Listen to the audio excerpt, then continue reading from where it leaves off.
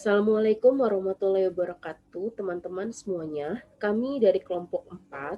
Pada kesempatan kali ini, kami akan menjelaskan mengenai analisis uji korelasi dan regresi berganda menggunakan aplikasi SPSS.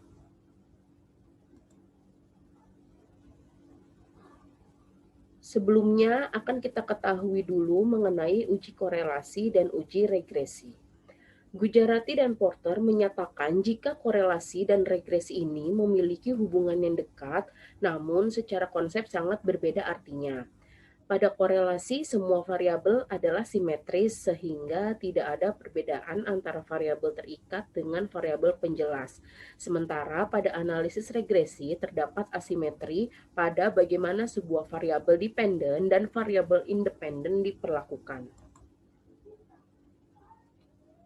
Selanjutnya kita akan mengetahui perbedaan antara korelasi dan regresi. Korelasi ini menganalisis tingkat hubungan antar variabel, sedangkan regresi menganalisis besaran pengaruh variabel. Korelasi tidak bersifat kausal, namun regresi bersifat kausal atau sebab akibat. Korelasi tidak harus ada variabel bebas dan terikat, sedangkan regresi harus ada variabel bebas dan terikat. Nah, pada korelasi ini nanti akan menghasilkan koefisien korelasi, sedangkan pada regresi mempelajari bentuk hubungan variabel melalui suatu persamaan.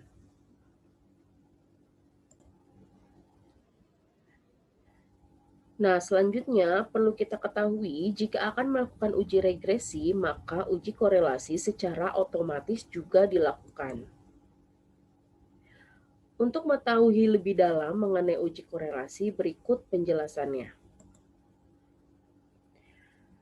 Analisis korelasi merupakan salah satu bentuk dari analisis inferensial yang mana terdapat uji parametrik dan non-parametrik yang digunakan untuk menganalisis data sampel dan hasilnya kemudian digeneralisasikan untuk populasi di mana sampel diambil.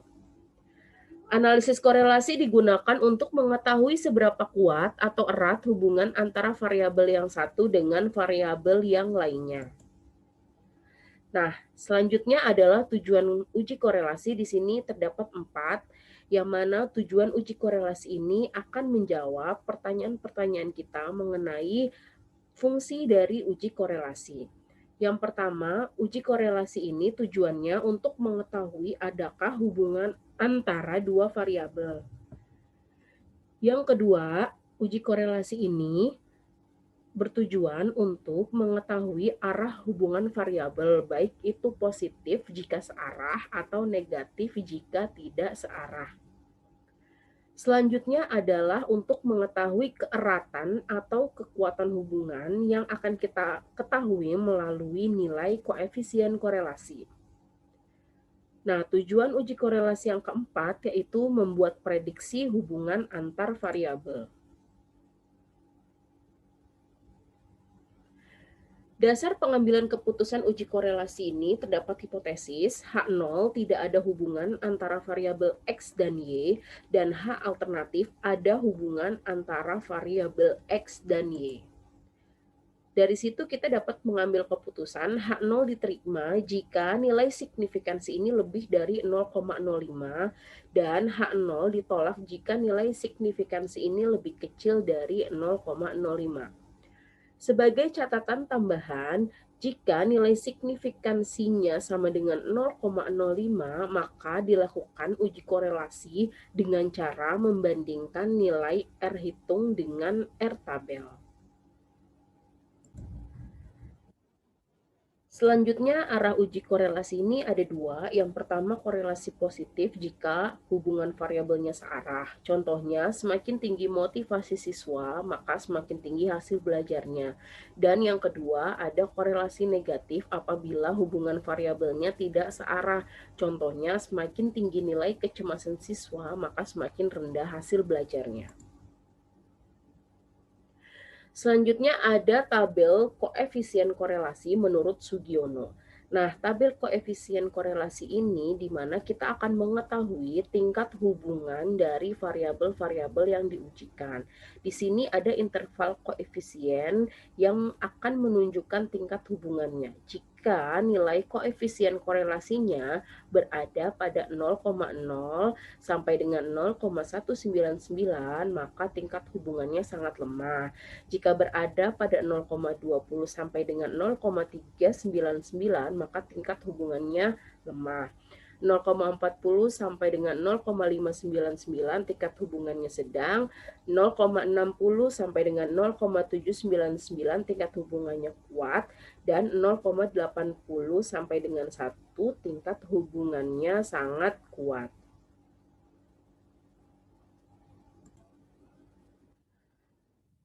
Nah, selanjutnya ada jenis-jenis uji korelasi. Di sini jenis-jenis uji korelasi ini akan kita lihat berdasarkan jenis data penelitiannya, yang mana jenis data ini akan menentukan uji korelasi mana yang bisa kita gunakan.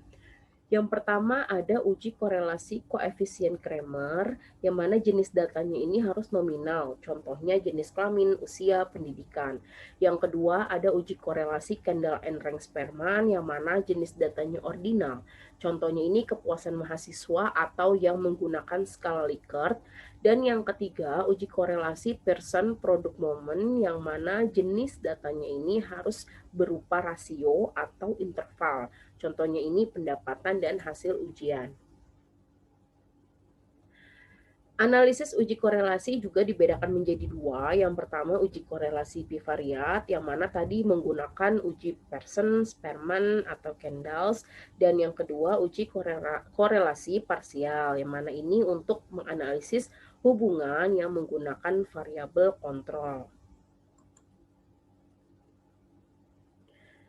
Nah, tabel pemilihan uji korelasi ini menjelaskan lebih detail tentang memilih uji korelasi berdasarkan jenis datanya.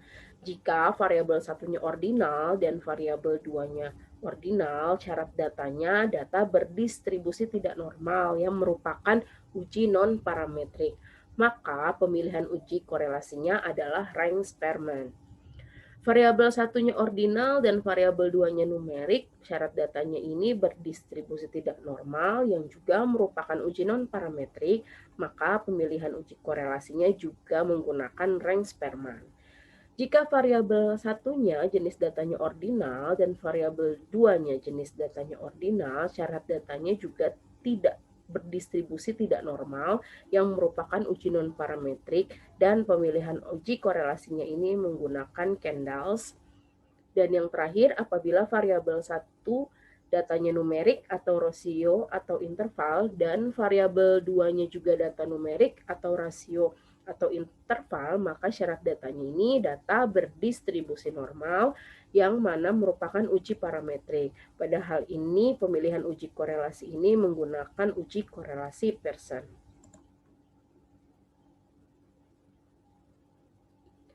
Selanjutnya adalah penjelasan mengenai uji regresi. Nah, analisis regresi berkaitan dengan studi mengenai ketergantungan satu variabel dependen terhadap satu atau lebih variabel independen dengan tujuan untuk mengestimasi dan atau memperkirakan nilai rata-rata dari populasi variabel dependen dari nilai yang diketahui atau nilai tetap dari variabel independen. Uji regresi ini dibagi menjadi dua. Yang pertama regresi linier sederhana, yang mana apabila variabel independen ini hanya ada satu. Nah, yang kedua ada uji regresi linier berganda, yang mana apabila variabel independennya ini terdapat dua atau lebih. Pada kesempatan kali ini, kami akan memfokuskan pada uji regresi linier berganda. Nah, tujuan uji regresi linier berganda ini ada 4. Yang pertama, untuk mengetahui besaran prosentase pengaruh antar variabel. Yang kedua, menentukan pengaruh secara terpisah dari setiap variabel melalui uji T. Yang ketiga, menentukan pengaruh secara keseluruhan atau simultan melalui uji F. Dan yang keempat, tentu mengetahui besaran perubahan pada setiap perubahan variabel yang bisa kita lihat dengan menentukan persamaan regresi berganda. Sebelum melakukan uji hipotesis menggunakan uji regresi linear berganda, kita lakukan dulu uji asumsi klasik regresi berganda, yang mana di sini ada 5 uji. Yang pertama uji normalitas, yang kedua uji linearitas, multikolinearitas, autokorelasi, dan heteroskedastisitas. Dasar pengambilan keputusan uji normalitas yaitu jika nilai signifikansi lebih besar dari 0,05, maka data berdistribusi normal. Jika nilai signifikansinya lebih kecil dari 0,05, maka data tidak berdistribusi normal. Selanjutnya, dasar pengambilan keputusan uji linearitas. Jika nilai signifikansinya lebih besar dari 0,05, maka variabelnya linear. Jika nilai signifikansinya lebih kecil dari 0,05, maka data atau variabelnya ini tidak linear. Dasar pengambilan keputusan untuk uji multikolinearitas ini, jika nilai tolerance value-nya lebih besar dari 0,1 dan VIF-nya lebih kecil dari 10, maka dapat disimpulkan tidak terjadi gejala multikolinearitas antar variabel independen. Jika nilai tolerance value-nya lebih kecil dari 0,1 dan VIF-nya lebih besar dari 10, maka dapat disimpulkan terjadi gejala multikolinearitas antar variabel independen. Dasar pengambilan keputusan untuk uji heteroskedastisitas. Jika nilai T hitung lebih kecil dari T tabel dan nilai signifikansinya lebih besar dari 0,05, maka tidak terjadi heteroskedastisitas.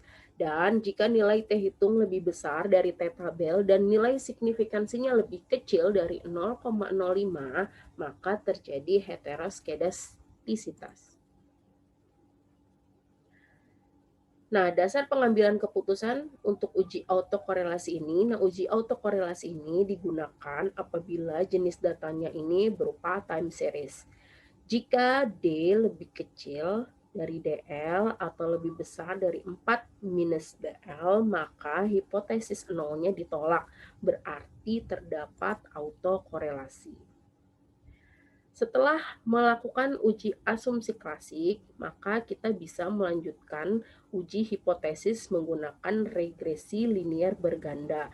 Nah, yang pertama kita akan mengetahui koefisien determinasi, yang mana koefisien determinasi ini kita akan mengetahui besaran prosentase pengaruh antar variabel. Pada SPSS, koefisien determinasi ini ditandai dengan nilai R². Nah, nilai umum dari koefisien determinasi ini antara 0 sampai dengan 1. Jika R²-nya semakin besar, maka pengaruh variabel X terhadap Y juga semakin besar. Begitupun sebaliknya, jika R²-nya semakin kecil, maka pengaruh variabel X terhadap Y-nya juga semakin kecil. Setelah mengetahui koefisien determinasi, kita akan melakukan uji hipotesis regresi linear berganda. Karena regresi linear berganda ini memiliki minimal 2 variabel independen atau lebih, maka kita bisa tentukan hipotesis-hipotesisnya terlebih dahulu. Untuk hipotesis 1, variabelnya X1Y. X1 ini berarti variabel independen yang pertama, maka digunakan uji hipotesis, uji T atau uji parsial. Untuk hipotesis 2 ini, kita akan mengetahui pengaruh antara X2 atau variabel independen 2 terhadap Y. Juga digunakan dengan melihat uji T-nya. Pada hipotesis 3, kita juga menentukan pengaruh variabel independen ketiga atau yang seterusnya tergantung seberapa banyak variabel independennya terhadap Y yang juga dilakukan dengan uji T. Nah, hipotesis yang terakhir ini kita akan mengetahui pengaruh dari seluruh variabel independen yang ada X1, X2, atau Xn seterusnya terhadap Y secara keseluruhan atau secara bersama-sama atau secara simultan yang mana kita akan mengetahui dengan uji F. Nah, dasar pengambilan keputusan untuk uji F atau uji pengaruh secara simultan ini ada dua. Yang pertama, kita lihat berdasarkan nilai signifikansi pada output ANOVA. Yang kedua, kita lihat berdasarkan perbandingan nilai F hitung dengan F tabel. Berdasarkan nilai signifikansi pada output ANOVA, jika nilai signifikansinya lebih kecil dari 0,05, maka hipotesisnya diterima, artinya variabel independen secara simultan berpengaruh terhadap variabel dependen. Jika nilai signifikansinya lebih besar dari 0,05, maka hipotesisnya ditolak. Artinya, variabel independen secara simultan tidak berpengaruh terhadap variabel dependen. Nah, jika berdasarkan perbandingan nilai F hitung dengan F tabel, dasar pengambilan keputusannya, jika F hitung lebih besar dari F tabel, maka hipotesisnya diterima. Artinya ada pengaruh secara simultan antara variabel. Dan jika F hitungnya lebih kecil dari F tabel, maka hipotesisnya ditolak. Artinya tidak ada pengaruh secara simultan antara variabel. Selanjutnya dasar pengambilan keputusan untuk uji T yang mana menguji pengaruh variabel secara parsial. Ini juga bisa dilakukan dengan dua cara. Yang pertama, berdasarkan nilai signifikansi pada output koefisien dengan pengambilan keputusan jika nilai signifikansi lebih kecil dari 0,05, maka hipotesisnya diterima. Artinya variabel independen secara parsial atau Xn, N-nya ini bisa 1, 2, dan seterusnya tergantung variabel independennya. Berpengaruh terhadap variabel dependen. Dan jika nilai signifikansinya lebih besar dari 0,05, maka hipotesisnya ditolak. Artinya variabel independen secara parsial tidak berpengaruh terhadap variabel dependen. Pengambilan keputusan uji T juga bisa dilakukan dengan membandingkan nilai T hitung dengan T tabel. Jika T hitung lebih besar dari T tabel, maka hipotesis diterima. Artinya ada pengaruh secara parsial antara variabel X, N, dan Y. Dan jika T hitung lebih kecil dari T tabel, maka hipotesisnya ditolak. Artinya tidak ada pengaruh secara parsial antara variabel X, N, dan Y. Jika uji pengaruh parsial dan simultan sudah kita dapatkan, maka selanjutnya adalah kita menentukan persamaan regresi linier berganda. Persamaan umum untuk regresi linier berganda adalah Y sama dengan A plus B1 dikali X1 plus B2 dikali X2 plus Bn dikali Xn. N-nya ini tergantung jumlah variabel independen yang diujikan. Nah, dari hasil persamaan regresi linier berganda ini, kita akan mengetahui seberapa besar pengaruhnya pada setiap variabel independen ini terhadap variabel terikatnya.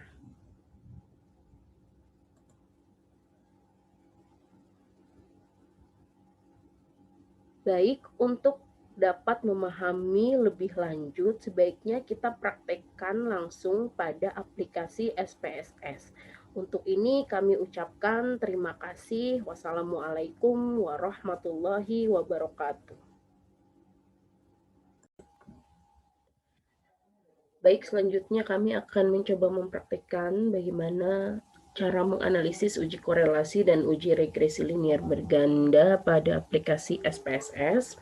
Kami memiliki judul kasus pengaruh kecemasan siswa dan gaya mengajar guru terhadap hasil belajar matematika siswa. Nah, pada contoh ini terdapat dua variabel independen. Yang pertama variabel kecemasan siswa dan yang kedua gaya mengajar guru, serta variabel dependennya yaitu hasil belajar matematika siswa. Langsung saja kami juga sudah memiliki data penelitian yang nanti akan diujikan pada aplikasi ini. Yang pertama kita menuju aplikasi SPSS. Pada variabel view kita tulis dulu variabel independen dan variabel dependennya. X1 untuk variabel independen 1, X2 untuk variabel independen 2, dan Y untuk variabel dependen. Setelah ini pada kolom desimal kita buat 0 karena hasil data penelitiannya tidak berbentuk desimal. Sama halnya dengan variabel yang lain, kita buat 0. Selanjutnya pada kolom label kita berikan nama. Untuk X1 kita ganti menjadi kecemasan siswa. X2-nya kita ganti menjadi gaya mengajar guru. Dan Y-nya kita ganti menjadi hasil belajar siswa. Ya, lanjut pada kolom measure kita ganti scale ketiganya. Ya, sudah kita beri nama. Selanjutnya kita ke data view. Kita akan pindahkan data pada file Excel ini ke aplikasi SPSS secara bersamaan. Tinggal kita pindahkan saja. Nah, muncul data hasil penelitian yang nanti akan kita uji korelasi dan uji regresi linear berganda. Namun sebelum kita uji regresi linear berganda, kita juga akan melakukan uji asumsi klasik ya secara bersamaan, dan nanti akan muncul output atau hasil analisisnya yang akan kita interpretasikan. Ya, baik, untuk yang pertama kami akan coba langsung melakukan uji korelasi di sini, yang mana nanti kita akan melakukan uji korelasi secara parsial dan secara simultan atau keseluruhan. Baik, untuk langkah pertama kita akan pilih analyze, kemudian regression, dan kita pilih yang linear. Ya, selanjutnya kita masukkan kecemasan siswa pada kolom independen, gaya mengajar guru, independen, dan hasil belajar siswa pada kolom dependen. Kemudian kita pilih statistik. Nah, dalam hal ini kita checklist model fit, kemudian R-squared change, deskriptif boleh kita checklist, boleh tidak jika kita ingin memunculkan hasil data deskriptif di sini. Kemudian kita klik collinearity diagnostic karena kita akan melakukan uji asumsi klasik ya, multikoliniaritas. Kita checklist bagian collinearity diagnostic. Nah, kemudian pada kolom residual ini kalau kita menggunakan data penelitian berupa time series, maka kita harus melakukan uji autokorelasi yang mana dilakukan dengan uji Durbin-Watson. Karena data penelitian yang kami miliki tidak berupa time series, maka kami tidak men-checklist bagian Durbin-Watson ini. Selanjutnya klik continue. Pada pilihan plots, ini untuk menguji heteroskedastisitas, langsung kita masukkan saja yang S-resid pada kolom Y dan Z-pred pada kolom X, yang mana nanti akan kita munculkan diagram scatter plots. Ya, selanjutnya pada kolom standardized residual plots kita klik histogram dan normal probability plot karena nanti akan dimunculkan diagram yang akan menunjukkan normalitas data yang kita miliki. Selanjutnya klik continue. Kemudian pada pilihan save kita akan mengujikan normalitas apakah data ini berdistribusi normal atau tidak, maka kita harus memunculkan variabel residualnya. Maka pada kolom residuals kita checklist, unstandardized-nya kita checklist, karena nanti kita juga akan menguji normalitas dengan Kolmogorov-Smirnov. Sebetulnya tadi sudah cukup pada normal probability yang diagram yang akan dimunculkan, tapi untuk lebih meyakinkan kita akan uji normalitas menggunakan Kolmogorov-Smirnov. Untuk itu kami munculkan variabel residualnya. Selanjutnya ini klik include the covariance matrix, ini sudah default, tinggal kita klik continue. Ya, selanjutnya sudah, kita langsung klik OK.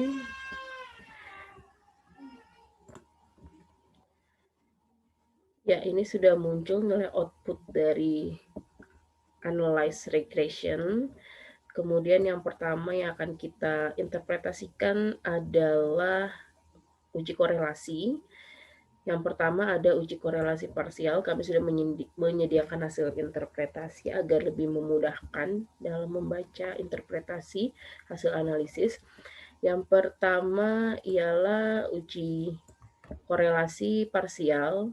Di sini kita lihat pada kolom, ya, kita lihat pada kolom correlation untuk melihat uji korelasi parsial. Nah, di sini sudah ada, kita lihat nilai signifikansinya. Dasar pengambilan keputusan untuk uji korelasi ialah jika nilai signifikansi lebih kecil dari 0,05 maka terdapat hubungan yang signifikan. Jika nilai signifikansinya lebih besar dari 0,05 maka tidak terdapat hubungan yang signifikan.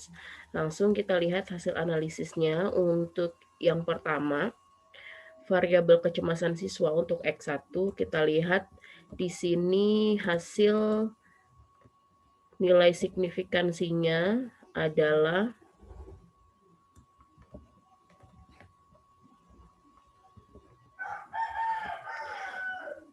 signifikansi untuk kecemasan siswa ialah 0,00. Ya, kita bisa pindahkan langsung di sini 0,00 yang mana ini lebih kecil dari 0,05. Nilai koefisien korelasinya R-nya kita bisa lihat pada Pearson correlation. Di sini untuk kecemasan siswa dia memiliki nilai koefisien korelasi minus 0,555.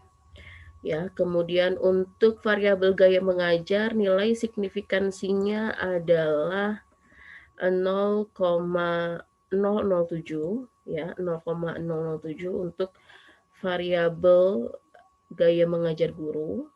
Ya, kita sudah interpretasikan di sini hasil analisisnya, kita sudah tulis. Kemudian nilai koefisien korelasi untuk variabel gaya mengajar guru adalah 0,432. Ini bisa lihat di kolom Pearson correlation 0,432. Kita sudah pindahkan di sini signifikansi, nilai signifikansi variabel kecemasan siswa atau X1 sebesar 0,000 yang mana lebih kecil dari 0,05 dengan nilai koefisien korelasi minus 0,555. Kemudian untuk nilai signifikansi variabel gaya mengajar guru atau X2 ini didapatkan sebesar 0,007 yang mana lebih kecil dari 0,05 dan memiliki nilai koefisien korelasi sebesar 0,432. Nah, dari hasil ini kita dapat menyimpulkan bahwa kecemasan siswa memiliki hubungan yang signifikan, namun hubungannya negatif. Mengapa negatif? Karena didapatkan hasil nilai koefisien korelasinya adalah minus, maka di sini menunjukkan arah hubungan dari variabel. Nah, karena dia nilai koefisien korelasinya minus, maka kesimpulannya dia memiliki, kecemasan siswa ini memiliki arah hubungan yang negatif dengan hasil belajar, dengan tingkat hubungan sedang. Nah, tingkat hubungan sedang ini kita lihat dari nilai koefisien korelasinya sebesar 0,555 yang mana pada interval koefisien korelasi di derajat hubungan yang sudah dibahas pada paparan PowerPoint sebelumnya ini menunjukkan pada interval kesimpulan tingkat atau derajat hubungan yang sedang. Kemudian pada gaya mengajar guru di sini nilai signifikansinya juga lebih kecil dari 0,05, maka kesimpulannya gaya mengajar guru ini memiliki hubungan yang signifikan yang positif karena nilai koefisien korelasinya ini positif ya 0,432 dengan hasil belajar siswa dengan tingkat hubungan sedang karena berada pada interval derajat hubungan di interval sedang ya.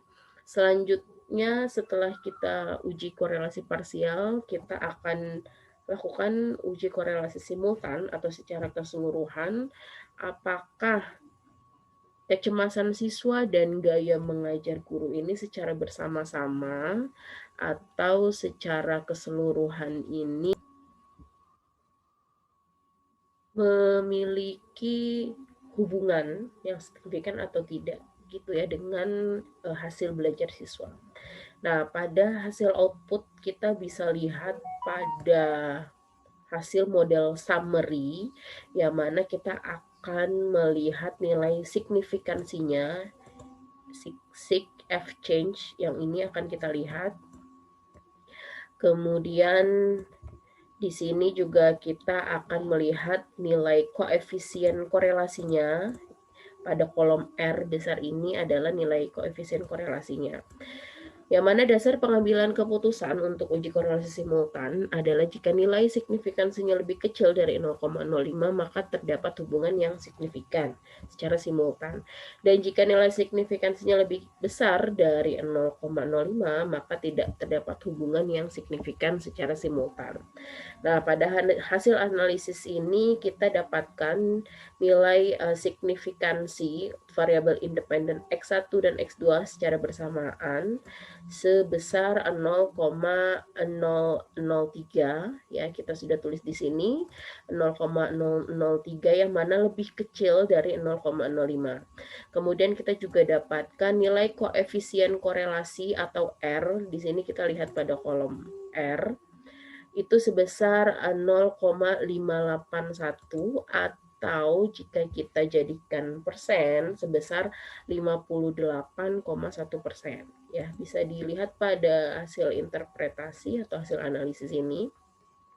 Nah, dari hasil analisis ini dapat kita ambil kesimpulan bahwa kecemasan siswa dan gaya mengajar guru secara simultan memiliki hubungan yang signifikan dengan hasil belajar siswa, yang mana tingkat hubungannya ini sedang. Kita juga bandingkan dengan interval koefisien korelasi untuk menentukan derajat hubungan atau tingkat hubungan dengan prosentase sebesar 58,1%.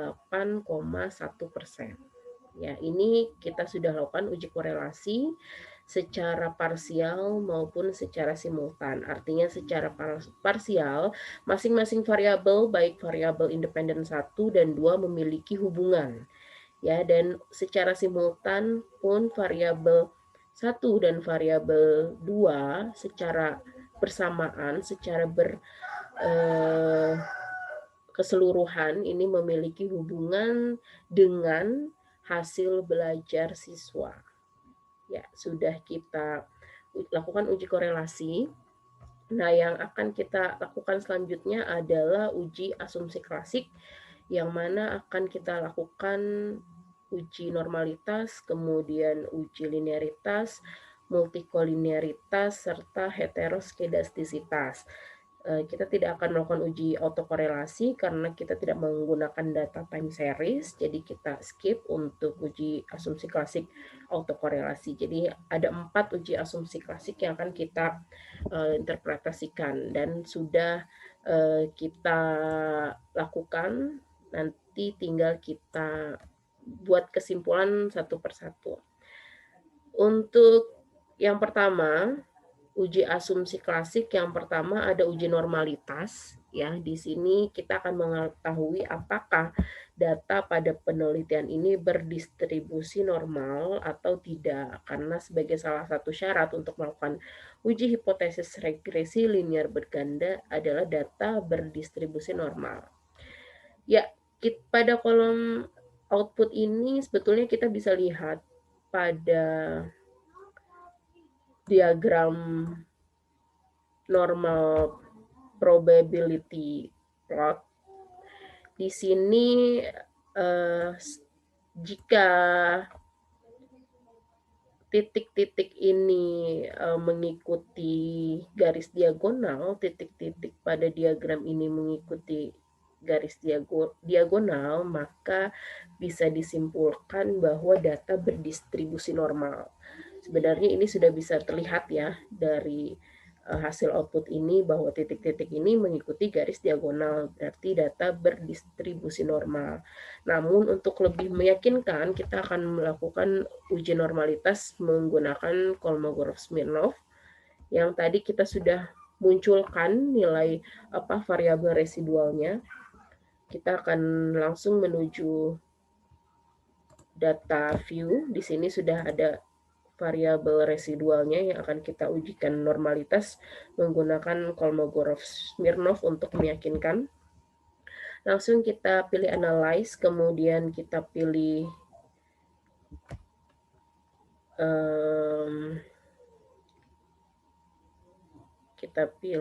di sini bagian non parametric test ya, kemudian pilih legacy dialogs dan kita pilih one sample KS atau Kolmogorov-Smirnov. Kita masukkan variabel residualnya pada kolom test variable list. Langsung kita klik OK. Nah, di sini sudah muncul hasil output uji normalitas, yang mana dasar pengambilan keputusannya, jika nilai signifikansinya lebih besar dari 0,05, maka data berdistribusi normal. Dan jika nilai signifikansinya lebih kecil dari 0,05, maka data tidak berdistribusi normal. Ya, pada kolom output ini, one sample Kolmogorov-Smirnov test, kita lihat pada nilai asim signifikansi ya sebesar 0,200. Ya, kita sudah tuliskan di sini hasil analisisnya untuk uji normalitas, nilai asim signifikansinya sebesar 0,200, yang mana ini lebih besar dari 0,05. Hasil analisisnya dengan ini kami dapat menarik kesimpulan bahwa data berdistribusi normal sesuai dengan dasar pengambilan keputusan. Ya, selanjutnya uji asumsi klasik yang kedua adalah uji linearitas untuk mengetahui linearitas variabel data. Di sini kita langsung kembali ke data view, langsung kita pilih analyze, pilih compare means dan pilih means. Selanjutnya kita masukkan variabel dependennya adalah hasil belajar siswa, kemudian independennya kecemasan siswa dan gaya mengajar guru. Kita pilih option, kita checklist bagian test for linearity. Selanjutnya continue, klik OK, maka akan muncul hasil dari uji linearitas masing-masing variabel. Ya, di sini untuk uji linearitas kita lihat pada ANOVA table pada bagian deviation from linearity ya, yang ini variable deviation from linearity, kita akan melihat nilai signifikansinya. Untuk nilai signifikansi hasil belajar siswa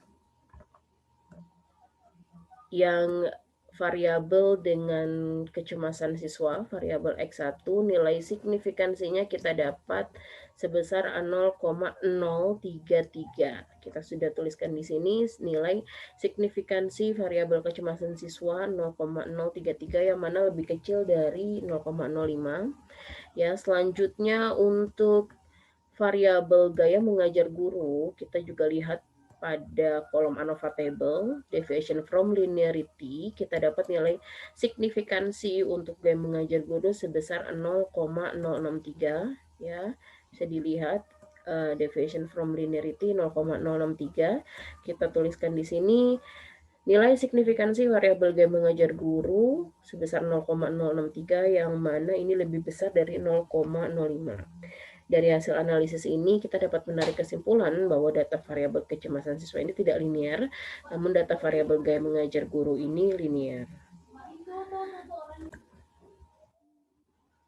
Baik, selanjutnya kita akan melakukan uji asumsi klasik, uji multikolinearitas, yang mana kita akan mengetahui apakah di antara variabel independen ini memiliki hubungan, karena regresi yang baik, nilai regresi yang baik adalah apabila dalam variabel tersebut tidak terjadi gejala multikolinearitas. Untuk itu akan kita uji apakah pada variabel-variabel ini terjadi gejala multikolinearitas atau tidak. Nah, pada hasil output aplikasi SPS ini kita lihat pada kolom koefisien. Di situ ada nilai collinearity tolerance dan statistics VIF, dan ini yang akan kita lihat nilainya. Untuk dasar pengambilan keputusan uji multikolinearitas adalah jika nilai tolerance value-nya lebih besar dari 0,1 dan VIF-nya ini lebih kecil dari 10, maka dapat disimpulkan tidak terjadi gejala multikolinearitas antar variabel independen. Dan jika nilai tolerance value-nya lebih kecil dari 0,1 dan VIF-nya lebih besar dari 10, maka dapat disimpulkan terjadi gejala multikolinearitas antar variabel independen. Ya, langsung saja kita lihat pada kolom koefisien. Di sini collinearity untuk kecemasan siswa dan gaya mengajar guru adalah 0,739, nilai tolerance value-nya, yang mana di sini 0,739 lebih besar dari 0,1, memenuhi syarat pengambilan keputusan. Selanjutnya kita lihat statistik VIF atau variance inflation factor. Di sini kita dapatkan hasil sama ya, dua variabel ini hasilnya pasti sama, sebesar 1,352 di sini. Nah, di sini seharusnya 1,352, yang mana lebih kecil dari 10 yang memenuhi syarat pengambilan keputusan uji multikolinearitas. Ini bisa dilihat hanya salah satu saja, bisa nilai tolerance value-nya ataupun VIF-nya, bisa salah satu.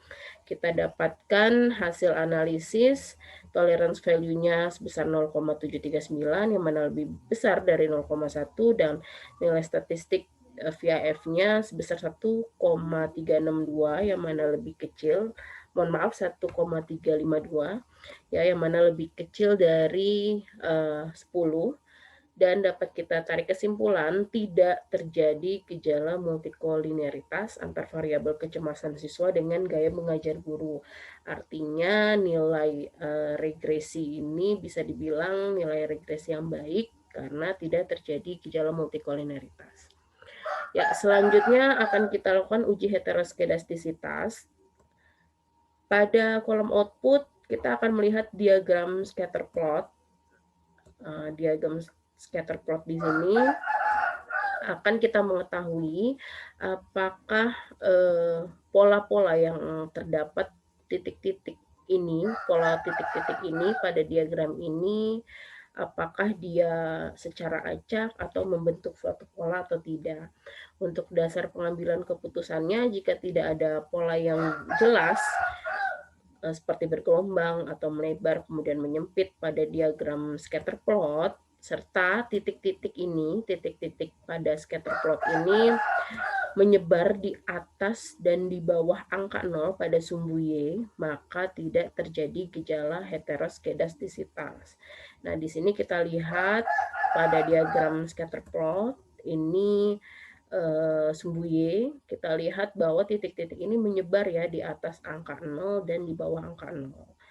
Ya, artinya kesimpulan yang bisa kita ambil adalah tidak terjadi gejala heteroskedastisitas karena dibuktikan dengan pola titik-titik ini tidak jelas atau secara acak tidak membentuk suatu plot tertentu, serta titik-titik ini menyebar di atas dan di bawah angka 0 pada sumbu Y. Kesimpulannya tidak terjadi heteroskedastisitas.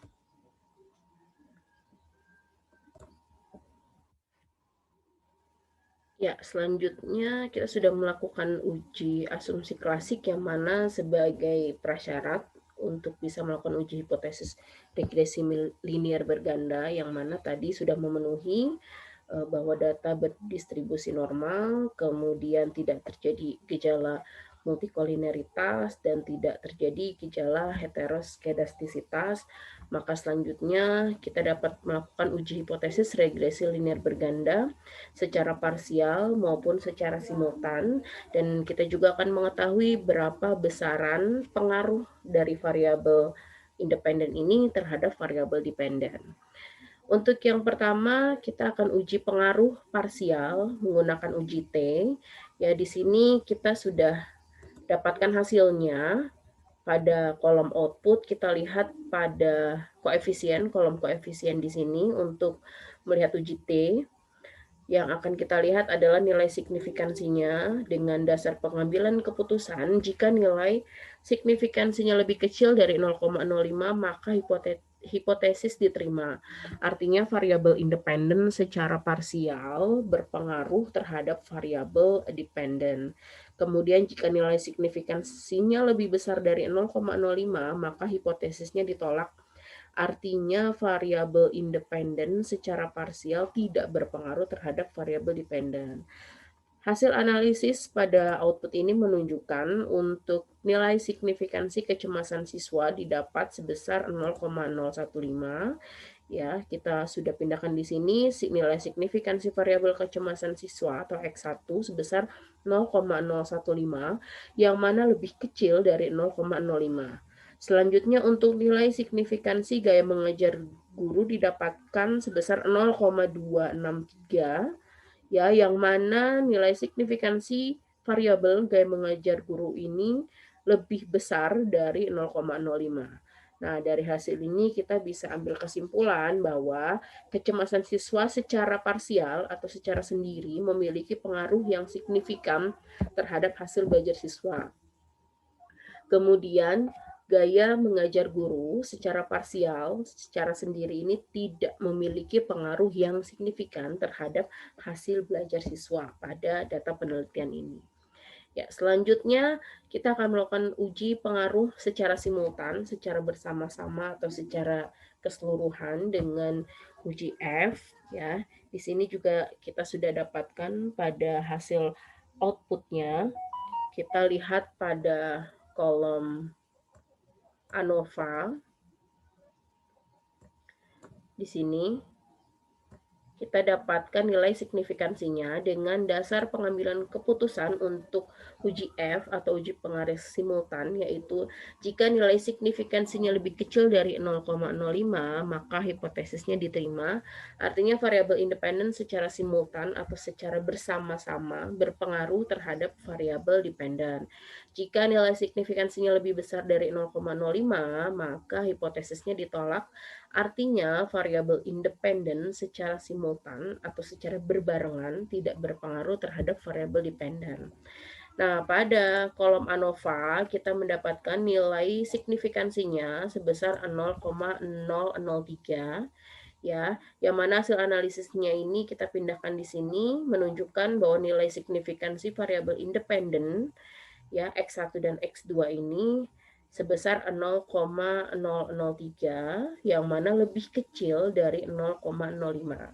Nah, dari hasil analisis ini kita dapat menarik kesimpulan bahwa kecemasan siswa dan gaya mengajar guru secara simultan atau secara berbarengan, secara bersama-sama ini berpengaruh terhadap hasil belajar siswa.